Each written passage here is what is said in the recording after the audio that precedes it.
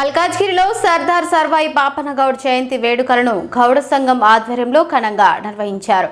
ఈ కార్యక్రమంలో స్థానిక ఎమ్మెల్యే, మాజీ కార్పొరేటర్లు, వివిధ పార్టీల నాయకులతో పాటు ఎంఆర్పీఎస్ బీసీ సంఘాల నాయకులు పాల్గొన్నారు. పాపన్నగౌడ్ విగ్రహానికి పూలమాలలు వేసి ఘన నివాళులు అర్పించారు.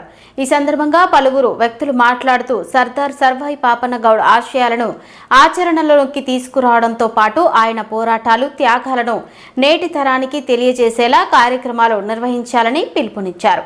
ముఖ్యంగా విద్యార్థులు, యువతకు పాపన్నగౌడ్ చరిత్ర, ఆయన చేసిన త్యాగాల గురించి అవగాహన కల్పించాల్సిన అవసరం ఉందని పేర్కొన్నారు.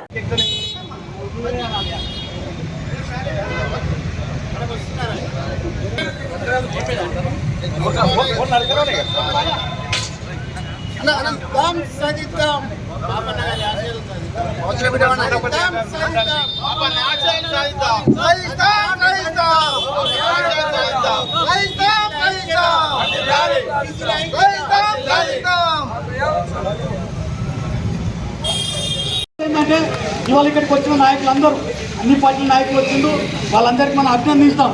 కాబట్టి ఆయన చరిత్రను వాళ్ళకి అందించవలసిన బాధ్యత మనందరికీ ఉంది.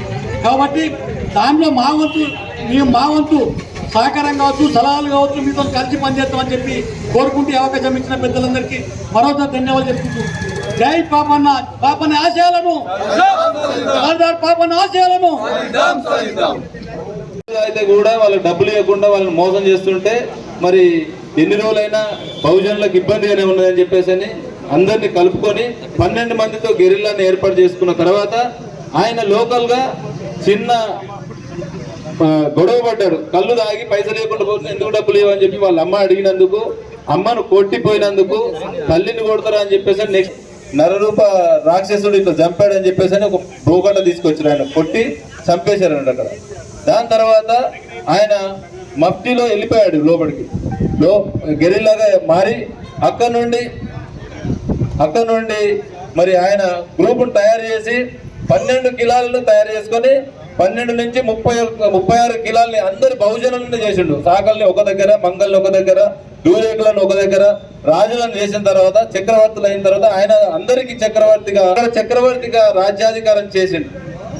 దాని తర్వాత అక్కడ నుండి ఆయన మరి మన బహుజనులు ఎవరైతే ఉన్నారో ఆ మొగుళ్ళకు తెలిపితే మరి ఇంగ్లీషులను మరి రాష్ట్ర మీటింగ్ పెట్టుకొని ఆయన ఎట్లా అటాక్ చేయాలని చెప్పేసి ఆయన తెలుసుకున్న తర్వాత రాష్ట్ర గూఢచారుల తర్వాత ఈయన తెలుసుకొని అబ్స్కాండింగ్ అయ్యాడు. అబ్స్కాండింగ్ అయ్యి మన హుస్నాబాద్ దగ్గర అక్కడ మళ్ళా సేమ్ కళ్ళు వృత్తిని చేసుకుంటూ బతుకుతున్నాడు.